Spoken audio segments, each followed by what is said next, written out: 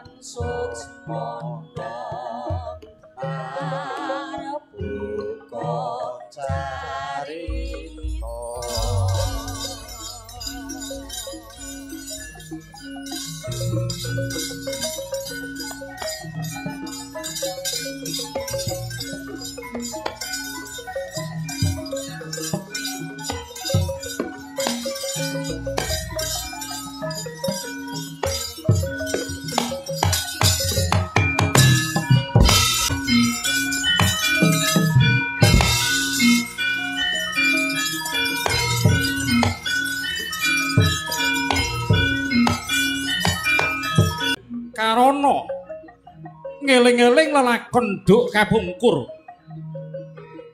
para Sata Kurawa kang tega mentala ngobong bali sigala-gala papan sareaning para Pandhawa linali lali sansaya ngalela kang katon hambung angkaraning para Sata Kurawa miwah Patih Harya Sangkuni kang pranyata gawe pepati.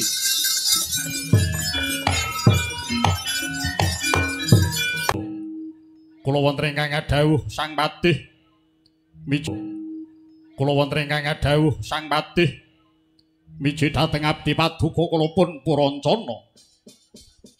Wesing gati bali sigala-gala mengko kudu kobong. Nitik tengah wengi Sira Purancana kudu tumindak. Nggih sampun terwaca. Nek lulus ganjarane gedhe, pangkatmu mundhak, blonjomu mundhak, barang madal pasilan Sapatih.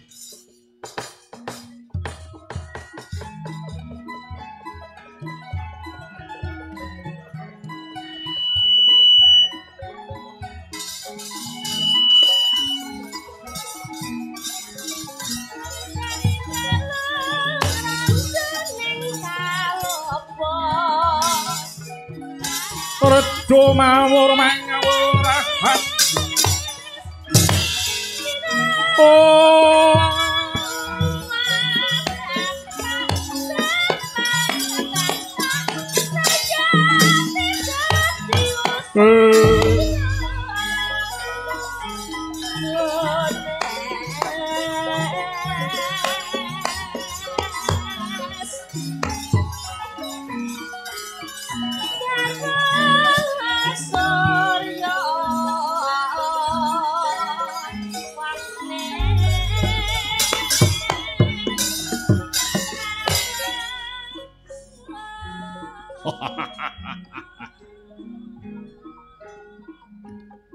katalika kang mangkono madya aratri haringgih palenggahaning para Sata Kurawa miwah para Pandhawa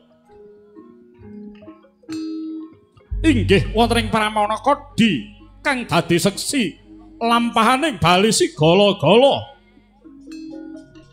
Pandhawa kang wis kepati nggenira sari pokaling Sata Kurawa kang den pandhegani wong ajulik Patih Harya Sangkuni papan bale kang dumadi saking piranti kang gampang kobong tanggap Sang Puracana tetungguling maling saking kampung Nisadu bangkit angerakit obor kedadak kaya sinentak uriping latu gumrubuk hambasmi para Pandhawa.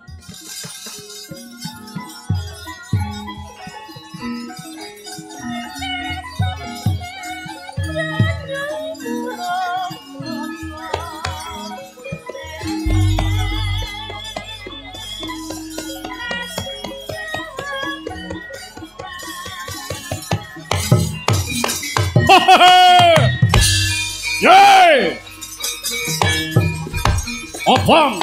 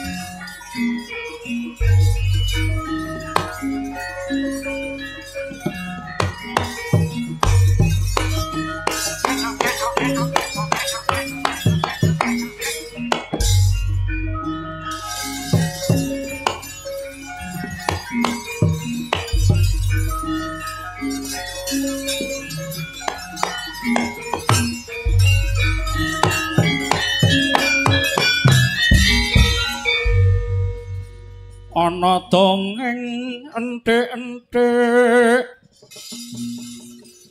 Sita munggal paten nana Tamunggul apa dosane Dosa ngungkuli sasama Aja dindak kualat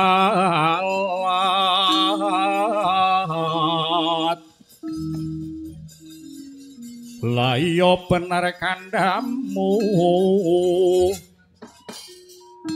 lali sumber kadrewasan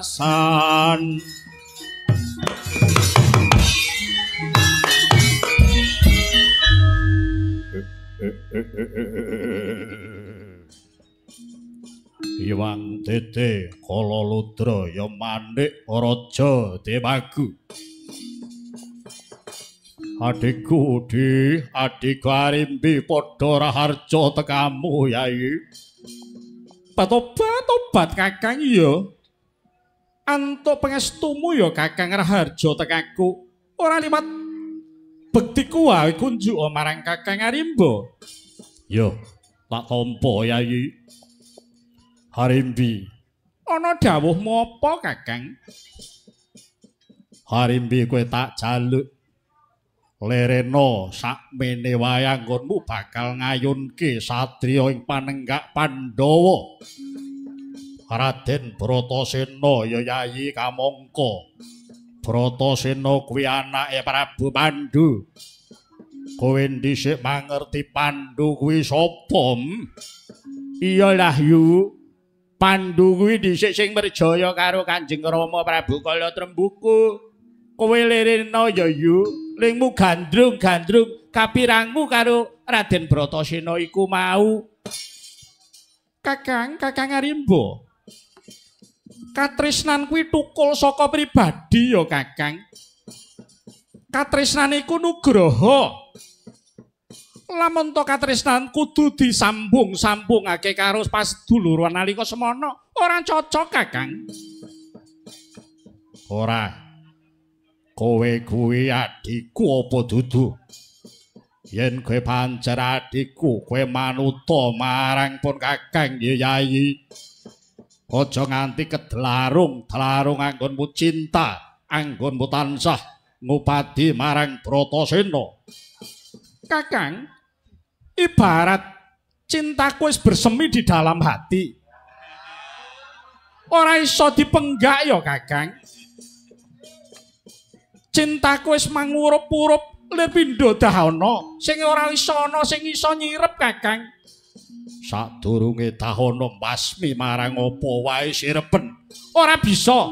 Aku ora bisa Kakang. Aku pengen bergenjak, aku pengen bakal ngupadi ana ngendi dununging Bratasena Kakang.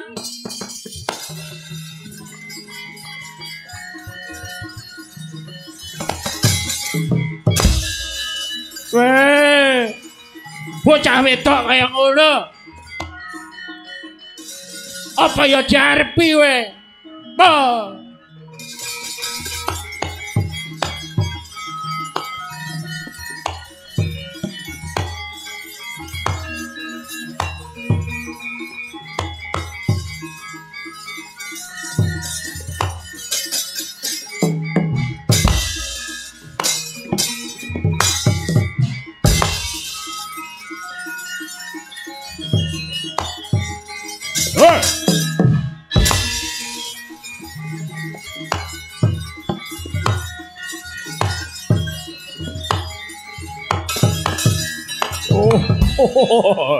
Dalah wong wadon kok kaya mengkono. Arep ana lakon kaya ngopo iki adikku di Braja Musti lan kowe Braja Lamatan. Braja Musti lan kowe Braja Denta. Kula wonten ingkang dawuh Kaka Prabu miji dhateng keri paduka kula pun Braja Denta. Wonten wigatos ingkang pundi Kaka Prabu miji dhateng kula pun Braja Musti. Aja mesti kangelan tungganen Mbak Yumu. Yen bisa dilembuk sarana aris, ya ora bisa ruda peksanen bareng madal pasilan Kaka Prabu.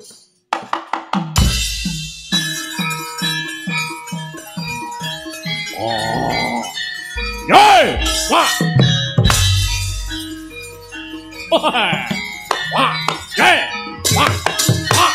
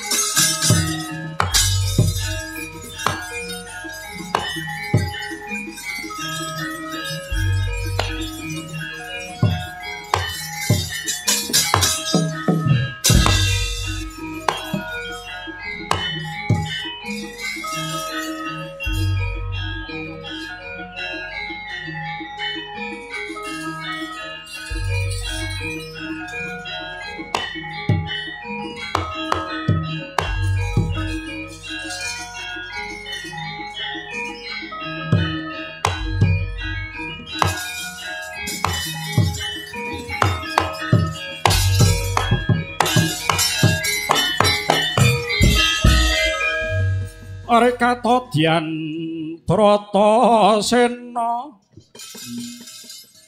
kampoh paleng bangbin tulu aji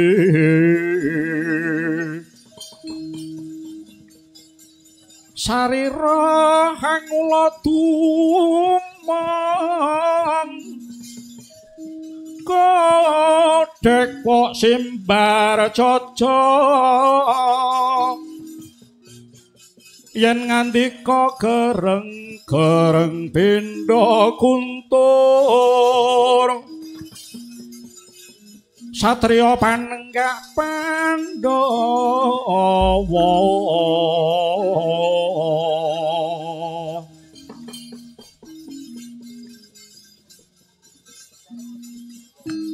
pindha sintu yen lumaris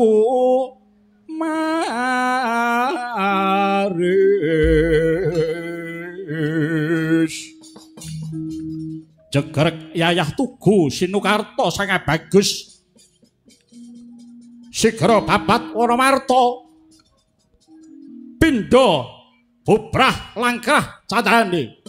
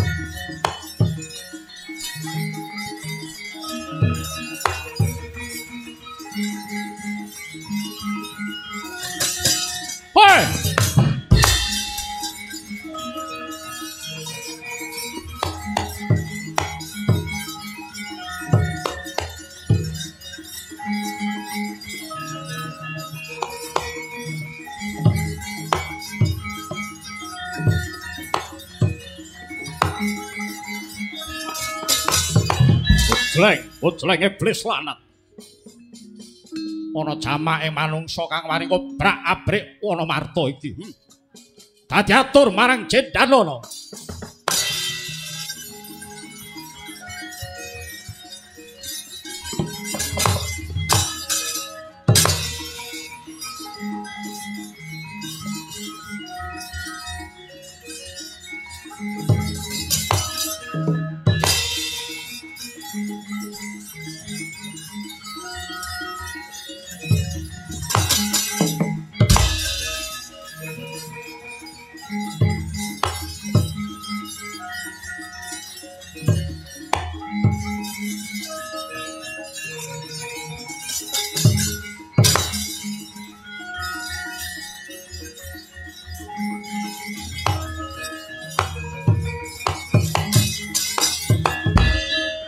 Kagiatane sang kapirangu ore nanggul ginempit-empit dosang ratnaning pawana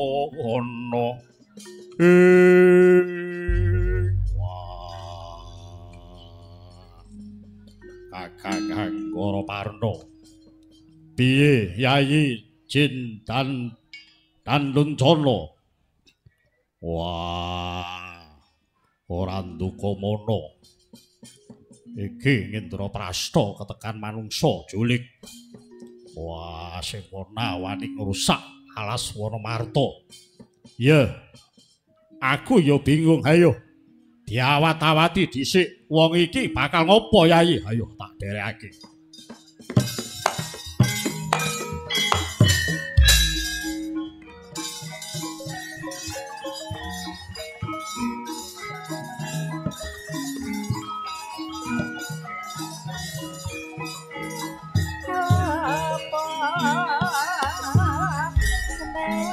Redo mawur mangawur warahan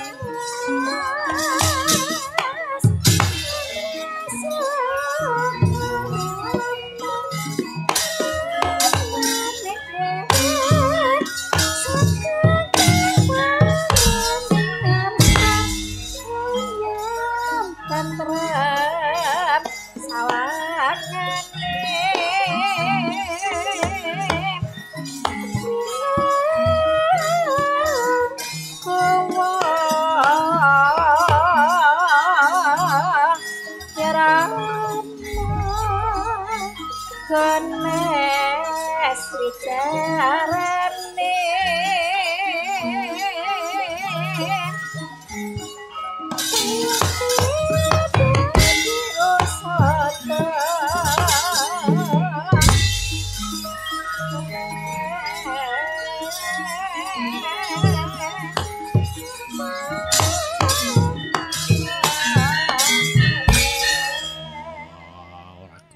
Gawe becik satriya iki ketaman pedhut mawa wisa mbah dadimu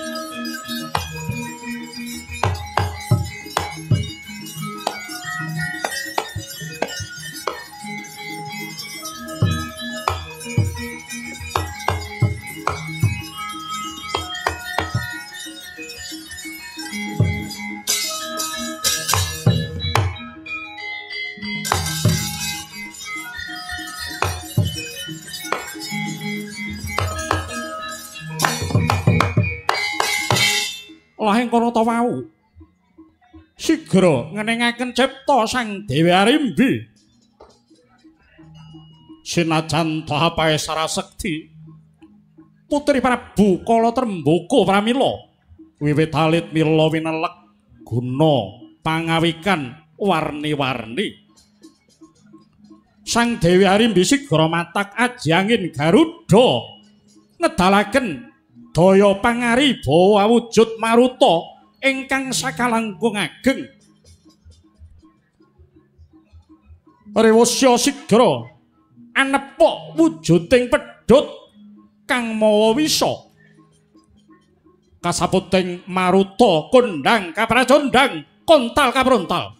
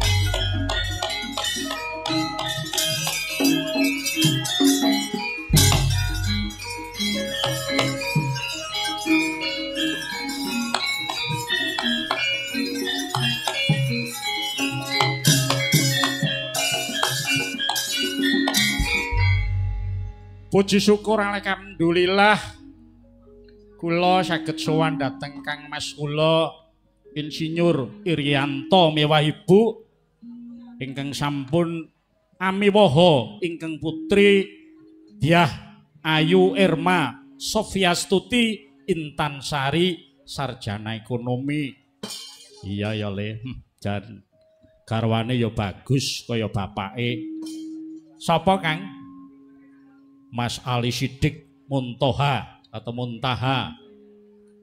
Mau sempat berbincang-bincang sekedap abot-abote pengen sowan marang sedulur lanang Kang wektu dira semangku miwaha putra-putrane ya Kang. Iya Le. Muga-muga genduk Irma miwah Mas Ali pinanggiya keluarga ingkang sejahtera lahir batin ngantos donya akhirat tansah berbakti dhateng tiyang sepuh. Monggo dipun dongaaken mugi-mugi lare kekalih ingkang nembe. Iya Kang, aku ya melu ndongaake sanajan adoh-adoh saka Bandung ya Kang. Iya Le. Malah kepara sedulur-sedulurku saka Kali Jambe ya padha hadir, saka SMK Pertanian ya padha hadir. Penontonnya akeh mau ora ketang 10 ya ana. Apa iya? Ka? Ka? Dalem Pak Ngene. Ini wektune pendek banget. Pripun? Wis tak potong-potong rada kesusu ngono. Ampun keseso to Pak Ora ketang sak lagu nduk coba caos pisungsung lelagon utawa bawa sing iso nyemangati marang keluarga sing anyar ya nduk Ka. Nggih sing angel kirane ragu rame ning piyai dereng ingkang sami mangertos. Apa? Nggih menika napa mbok menawi Bapak ngersake lagon menapa? Wis aku manut karo kowe. Kowe sing luwih profesional tinimbang Pak Ingkang jumbo kalian swasana nggih Pak Ya. Derek bingah. Nduk. Mbak Mas manten mugi dadi Ya. jodoh sejatinipun jodoh. Mau Eka sire ora gelem derek karena ada tugas. Kowe mundhut tes 2 ya saiki ya. Pangestunipun Pak Kowe muga-muga tak dongake dadi dosen ya, Nduk. Amin, amin. Coba sanajan kowe engko enggak sampai malam pamit derek ora derek Mas Kangko sing dalang asli tur kaya jan luar biasa spektakuler. Coba kowe atur pisungsun tunggal mawon nduk lagu. Muga-muga iso caos segede panglipur dateng Sohibul Bait Kang Mas Insinyur Haji Irianto miwah Ibu Haji Kristiastuti Sunaryani sarjana pendidikan. Nggih. Ya, ayo Nduk. Gede nyuwun ngampil pelok barang nggih Pak Mbok anu Nduk jumeneng Nduk ben ketok Nduk. Kula anu ngadeg. Nggih. Coba jumeneng. Nggih. Sebab ngadeg karo ora iki ya aduh mang panjenengan periksane to. Ya. Pun ketinggal. Wes. Jenengan iki nek anu kok ya dadak ngadeg barang kula niku pekewuh kali ibu-ibu menika lho. Sami cantik-cantik, ngagem hijab. Kula wau pun jajal sithik nganggo hijab, mangoco malah rupaku koyo kipas miyako aku. Lah ora pirsa yen harus pakai hijab kok ya. Info kula pun teng dalan panjenengan nembe ngebel. Iya wong mau dadakan. Nggih sak nyandak-nyandake nderek sowan nderekke panjenengan nggih Pak Nggih. Nggih. Sehat to Pak Sapa? Jenengan. Alhamdulillah pikantuk pangestumu Nduk. Nggih. Nggih. Amin. Ayo Kak.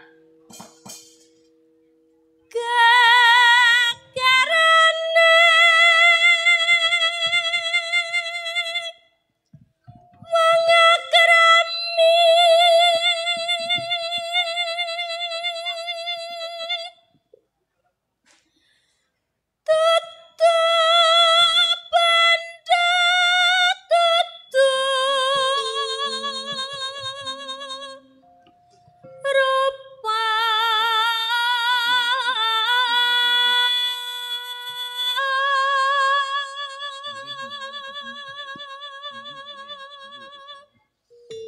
Nembang wonten mriki niku kedah ngatos-atos lho Pak Iya.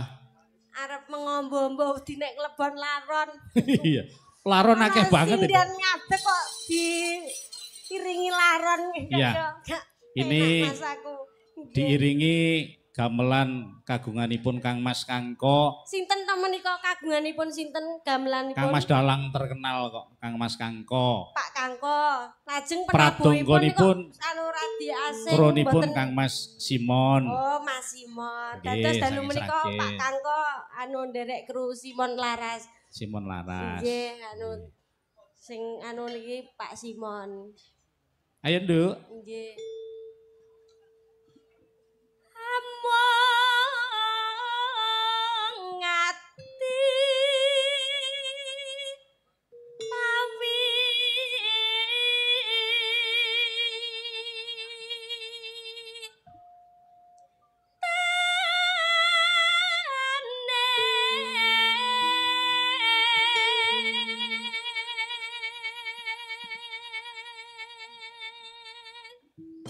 Jadi keluarga kui selain cinta katanya itu harus punya visi yang sama. Visi, misi, sama. Cita-citane harus sama karena cinta bisa luntur kalau visinya tetap sama. Insya Allah sampai kakek-kakek ninen-ninen. Jikapun ada perbedaan itu akan menjadi sebuah harmoni dalam keluarga kan nggih Pak? Dan itu sebuah dinamika keluarga. Oh, dinamika. Kula nggih dereng ngertos bab nggih kula dereng ngalami. Nanti akan ngalami sendiri. Sosok ana bungae, sosok ana rekasane itu hal biasa. Nggih. Nggih. Ayo, Nduk. Luput pisan kena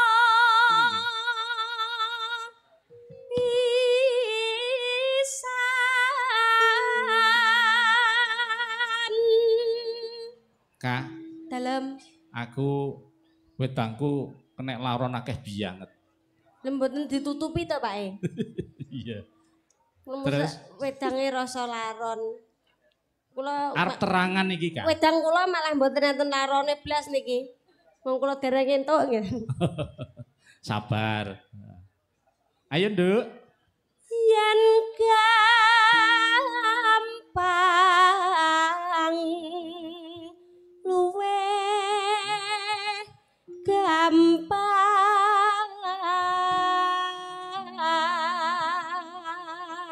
yen gampang luwe gampang wonten kata-kata ngaten niku tegesipun pripun to Pak? Piye? Yen gampang luwe gampang niku maksudipun pripun menawi tumraping panjenengan? Kak dalem aku jane iso tapi wektune Nduk sithik banget iki Nduk. Nggih. Ya, kok tak jelaske ning omah ya. Nggih. Yen angel ka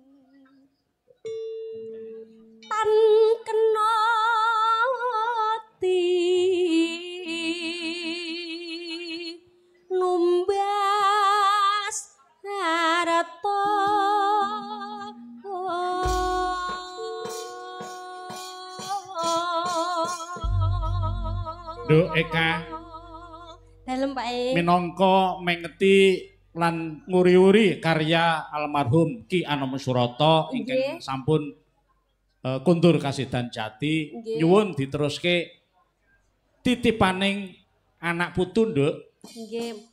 Titipanipun anak putu. Nggih. Menawi ingkang rambahan kedua selaing janji pripun Pak? Monggo kula nderek. Nggih. Nggih. Monggo Pak. Nggih. Titipanipun anak putu.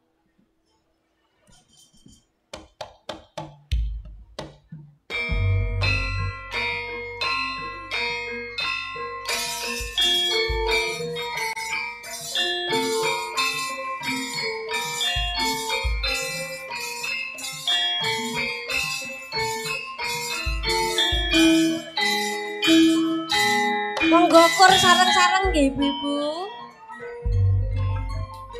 Kemari palot Cinawi Kertaraja iku Nusantara bumi nekancana uga was kaloka kanthi dasar Pancasila. Alase isine iku kabeh dadi titipane anak putu. Prayoga budidaya slamete aja diraleke ya padha lestareke supaya bisa nganti nuturun anak putu.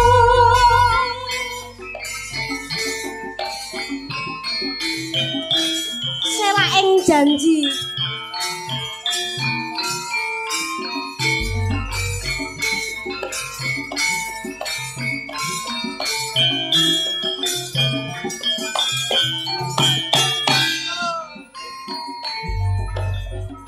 Aku wingi ketemu sing tak tresnani ning saiki aku randar beni wis digarap kanca muga mulya ora nyono jebul kok mantalan ora nyono kok yo tega mongko mbiyen wis janji jare bakal sehidup semati jabul takkel sliramu ngapusi nanging aku kayani saiki apa ta kang tak duweni aku mung narimu nasib kang tak tumpes muga-muga Gusti paring pangapura. Matur nuwun. Sampun matur nuwun cukup. Ayo, Gong. Apa Mas? Ayo kae nek ndara Werkudara kae kok malah ketemu wong wedok kae sapa, Gong?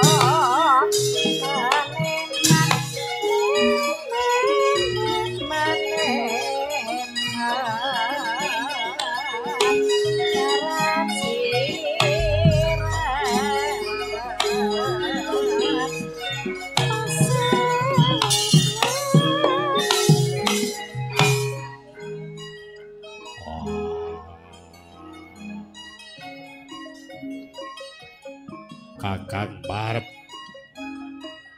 Negara Kendra Prasta wektu Ndara Semangka ketaman bahaya. Yayi kadangipun Kakang Dimas Danduncana. Duh, kadangipun Kakang Yayi.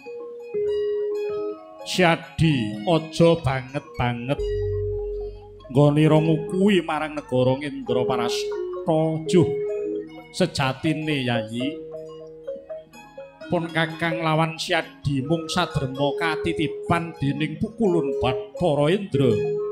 Mula Bratasena, mula Danduncana.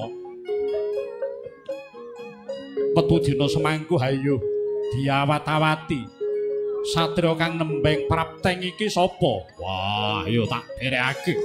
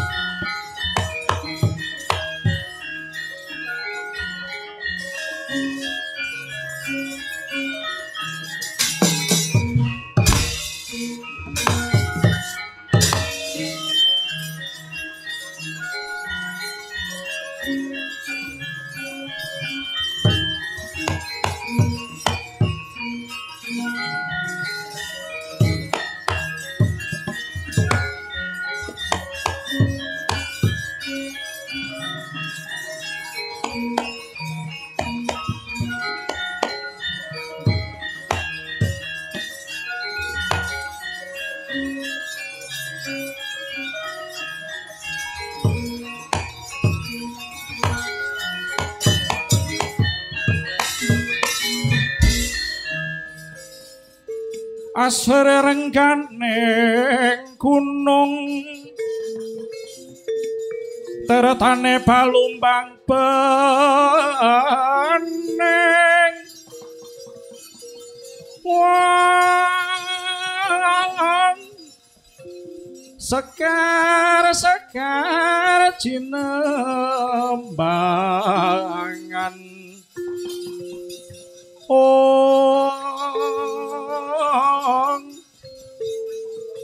mapake kang sari-sari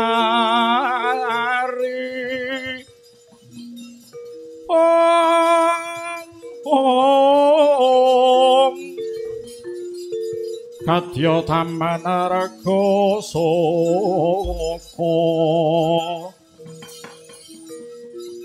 hongganing putri mandeli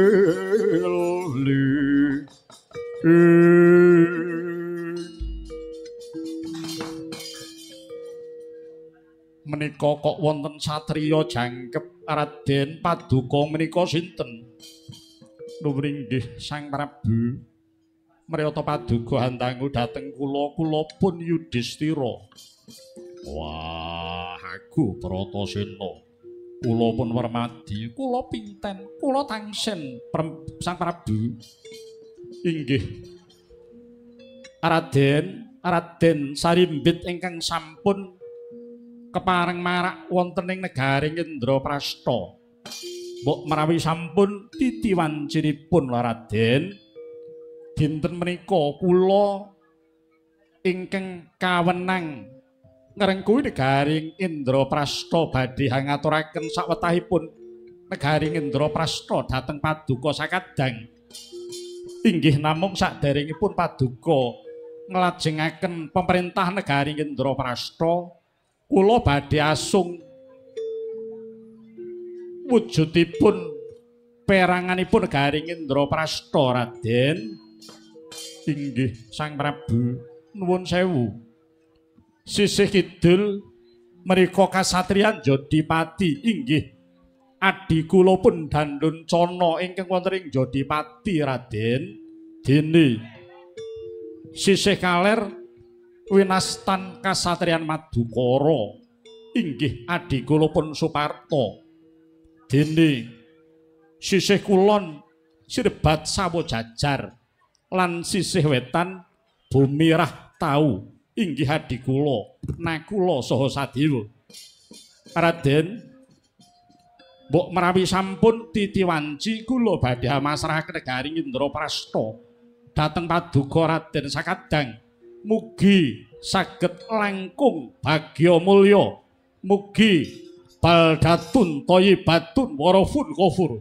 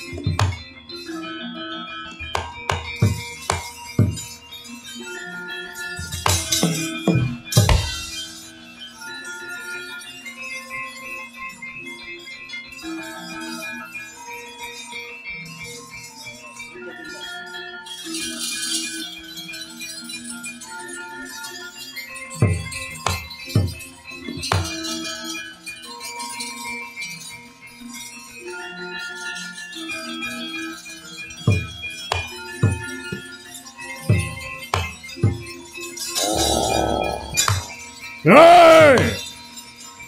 Wah! Hey!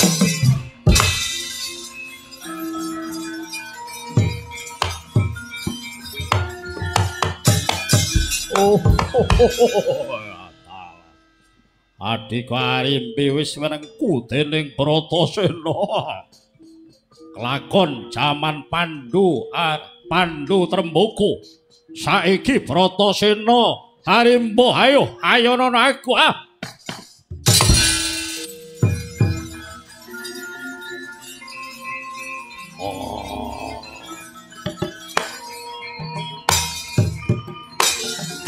Ya! Ya!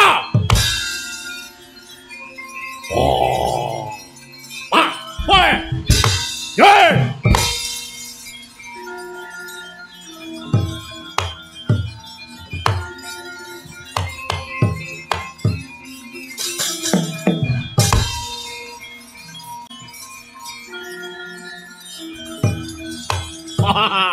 Yoi!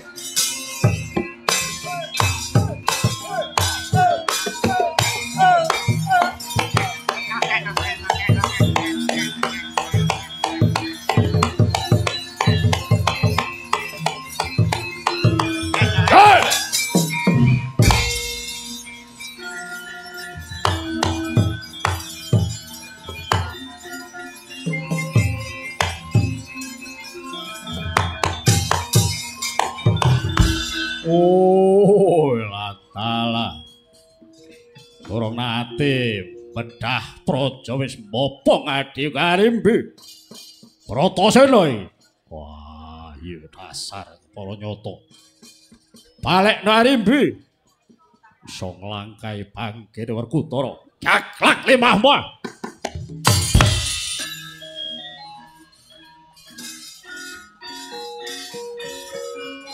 Oh. Hey! Oh. Wah.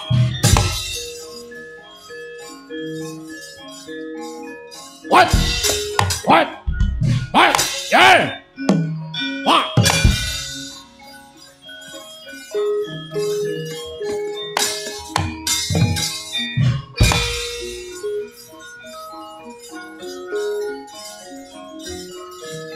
Yeah! Wah. Ah! Yeah!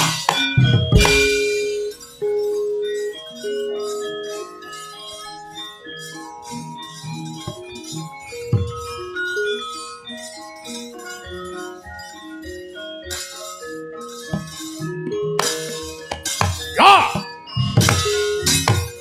Wah. Ha-ha! Yeah!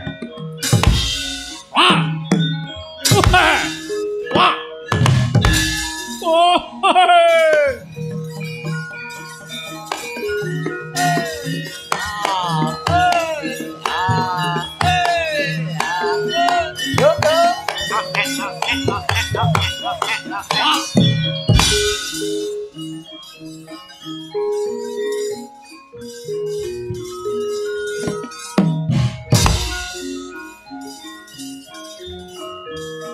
Ah! Waduh.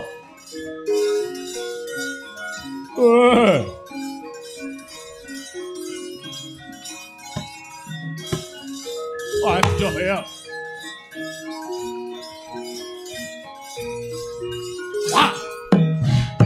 Wah. Wah.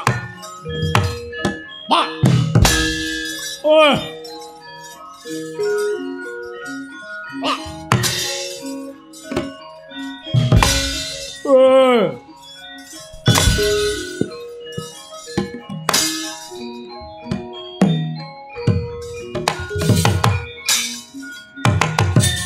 Yeah!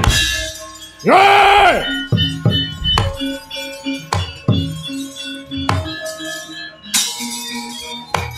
Wah!